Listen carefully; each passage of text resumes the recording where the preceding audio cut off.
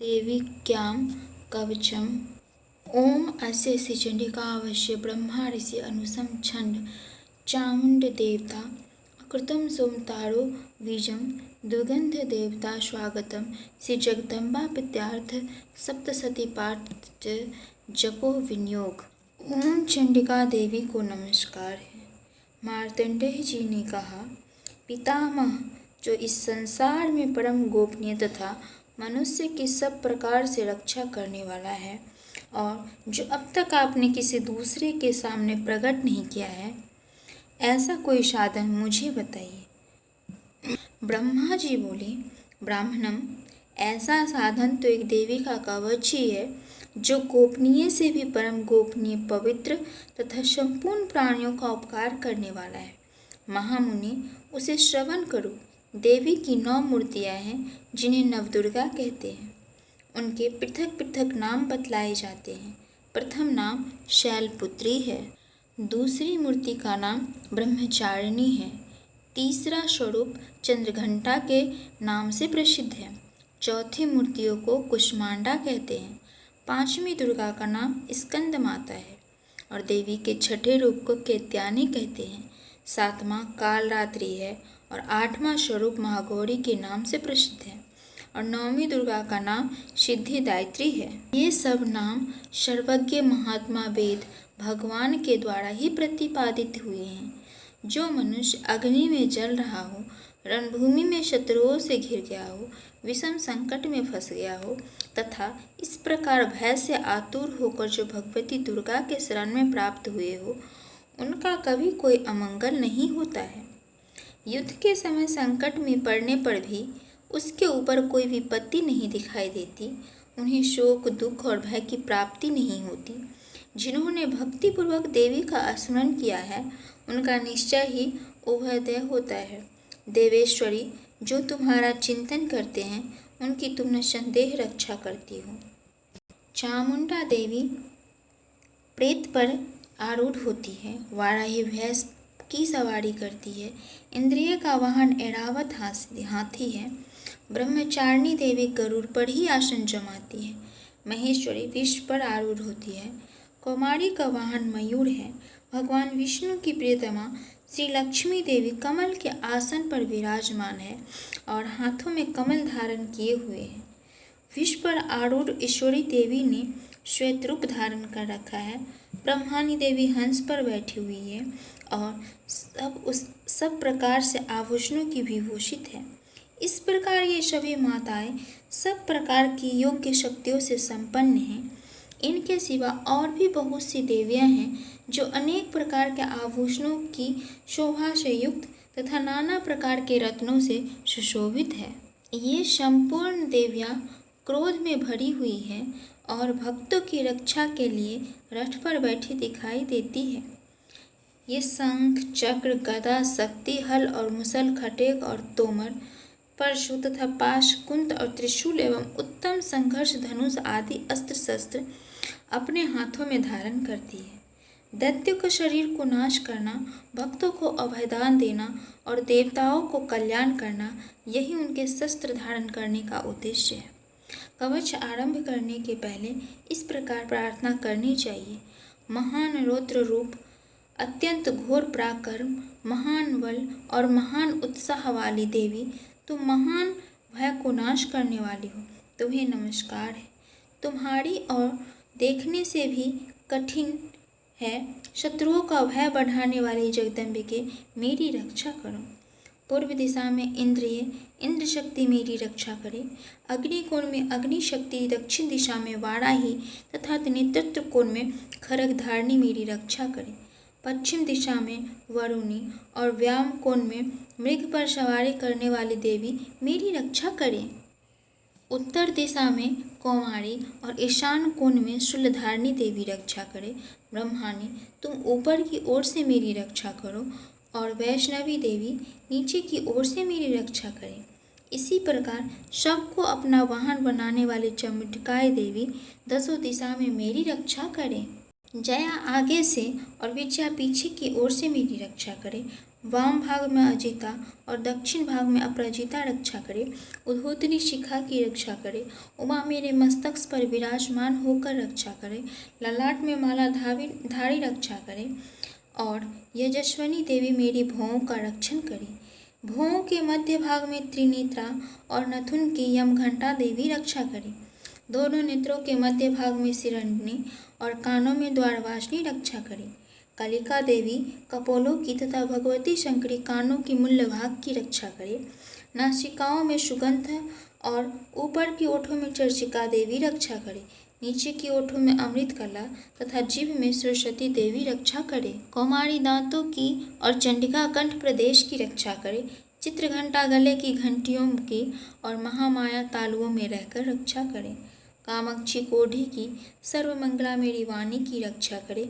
भद्रकाली गिरिवा में रक्षा करे और धनुधड़ी पृष्ठवंश मेरुदंड में रहकर रक्षा करे। कंठ के बाहरी भाग में नलग्रीवा और कंठ की नली में नलकुंभड़ी रक्षा करे। दोनों कांधाओं में खरगनी और मेरे दोनों भुजाओं की ब्रजधारणी रक्षा करे। दोनों हाथों में डंडली और अंगुलियों में अंबिका रक्षा करे। सुलेश्वरी नखों की रक्षा करे और कुलेश्वरी कुशी पेट में रहकर रक्षा करे। महादेवी दोनों स्तनों की और शोक विनाशिनी देवी मन की रक्षा करे। ललिता देवी हृदय में और शूलधारिणी देवी उदर में रहकर रक्षा करे। नाभि में कामनी और गुहा भाग की गुहेश्वरी रक्षा करे। पुतना और कमिका लकड़ी और महिषवाहिनी गुदा की रक्षा करे। भगवती कटी भाग में और विद्यो विनाशिनी घुटनों की रक्षा करे। संपूर्ण कामनाओं को देने वाले महाबला देवी दोनों पिंडलियों की रक्षा करे। नरसिंहनी दोनों घुटियों की और तेजस्वी देवी दोनों चरण के पृष्ठ भाग की रक्षा करे। श्री देवी पैरों की उंगलियों में और तलवाशनी पैरों के तलवों में रहकर रक्षा करे। अपनी दाढ़ाओं के कारण भयंकर दिखाई देने वाली दंष्ट्राली देवी नखों की और ऊर्ध्वकेशनी देवी केशों की रक्षा करे। रोमावलियों के छिद्रों में कुंवारी और त्वचा की भाग्येश्वरी देवी रक्षा करे। पार्वती देवी रक्त मजा वसा मांस और हड्डी और मेरुदंड की रक्षा करे। आंतों की काल रात्रि और पितकी मुकुटेश्वरी रक्षा करे। मूलाधार आदि कमल केशों में पद्मावती देवी रक्षा करे। कफों में चूड़ामणि देवी स्थित होकर रक्षा करे। नखों की तेज की ज्वालामुखी रक्षा करे। जिसका किसी भी अस्त्र से भेद नहीं हो सकता, वो अभेदा देवी शरीर के समस्त संधियों में रहकर मेरी रक्षा करे। ब्रह्मानी आप मेरे वीर की रक्षा करे। क्षेत्रेश्वरी छाया की रक्षा करे। धर्मधारिणी देवी मेरे अहंकार और मन बुद्धि की रक्षा करे। हाथ में ब्रज धारण करने वाले ब्रजहस्ता देवी मेरे प्राण अपान व्यान उदान और समान वायु की रक्षा करे। कल्याण से शोभित होने वाले भगवती कल्याण शोभना मेरे प्राण की रक्षा करे।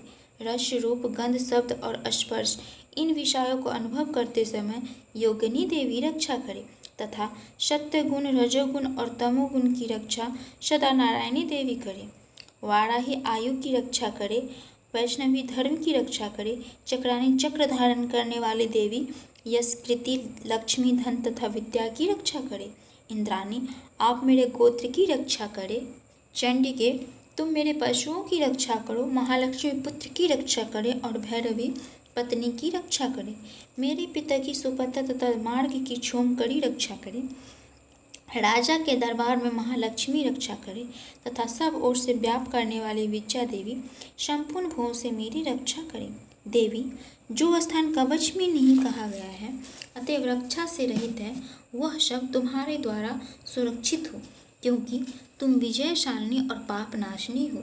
यदि अपने शरीर का भला चाहे तो मनुष्य बिना कवच के कहीं एक पग भी न जाए। कवच का पाठ करके ही यात्रा करे। कवच के द्वारा सब ओर से सुरक्षित मनुष्य जहाँ जहाँ भी जाता है वहाँ वहाँ उसे धन लाभ होता है तथा संपूर्ण कामनाओं को सिद्धि करने वाली विजय की प्राप्ति होती है। वह जिस जिस अविष्ट वस्तुओं का चिंतन करता है उसको निश्चय ही प्राप्त हो जाता है। वह पुरुष इस पृथ्वी पर तुलना रहित महान ऐश्वर्य का भागी होता है। कवच से सुरक्षित मनुष्य निर्भय हो जाता है। युद्ध में उसकी पराजय नहीं होती है तथा वह तीन लोक में पूजनीय होता है। देवी का यह कवच देवताओं के लिए भी दुर्लभ है, जो प्रतिदिन नियम पूर्वक तीनों संध्याओं के समय श्रद्धा के साथ इसका पाठ करता है उसे देवी कला प्राप्त होती है तथा वह 3 लोक में कहीं भी पराजित नहीं होता। इतना ही नहीं, वह अपमृत्यु से रहित हो 100 से भी अधिक वर्षों तक जीवित रहता है। मकड़ी, चेचक और क्रूर आदि उसकी संपूर्ण व्याधियाँ नष्ट हो जाती है। कनेर, भांग, अफीम, धतूरे आदि स्वथर, विष, सांप और बिच्छू आदि के काटने से चढ़ा हुआ जख्म विष तथा अफीम और तल के संयोग आदि से बनाने वाला कृत्रिम विष, ये सभी प्रकार के विष दूर हो जाते हैं, उनका कोई असर नहीं होता। इस पृथ्वी पर मरण, मोहन आदि जितने भी अविचारी प्रयोग होते हैं तथा इस प्रकार के जितने मंत्र यंत्र होते हैं, वे सब इस कवच को हृदय में धारण कर लेने पर उस मनुष्य को देखते ही नष्ट हो जाते हैं। यही नहीं, पृथ्वी पर विचरने वाले ग्राम देवता, आकाशचारी, देव विशेष, जल के संबंध से प्रकट होने वाले गण, उपदेश मात्र गण से सिद्धि होने वाले निम्न कोटि के देवता, अपने जन्म के साथ प्रकट होने वाले देवता, कुल देवता, माला, कंठमाला, डाकनी, शाकनी, अंतरिक्ष में विचरने वाले अत्यंत बलवती भयानक डकनियाँ, ग्रह, भूत, पिशाच, यक्ष, गंधर्व, राक्षस, ब्रह्म राक्षस, बेताल, कुष्मांडा और भैरव आदि अनिष्टकारक देवता भी हृदय में कवच धारण किए रहने पर उस मनुष्य को देखते ही भाग जाते हैं। कवचधारी पुरुष को राजा से सामना वृद्धि प्राप्त होती है। यह कवच मनुष्य के तेज को वृद्धि करने वाला उत्तम है। कवच का पाठ करने वाला पुरुष अपनी कृति से विभूषित भूतल पर अपने श्वेत के साथ साथ वृद्धि को प्राप्त होता है। जो पहले कवच का पाठ करके उसके बाद सप्तशती चंडी का पाठ करता है, उसकी जब तक वन पर्वत कानूनों सहित यह पृथ्वी टिकी रहती है, तब तक यहाँ पुत्र पौत्र आदि संतान परंपरा बनी रहती है। फिर देह का अंत होने पर वह पुरुष भगवती महामाया के प्रसाद से उस नित्य परम पद को प्राप्त होता है, जो देवताओं के लिए भी दुर्लभ है। वह सुंदर दिव्य रूप धारण करता है और कल्याण में शिव के साथ आनंद का भागी होता है। बोलो दुर्गा महारानी की जय।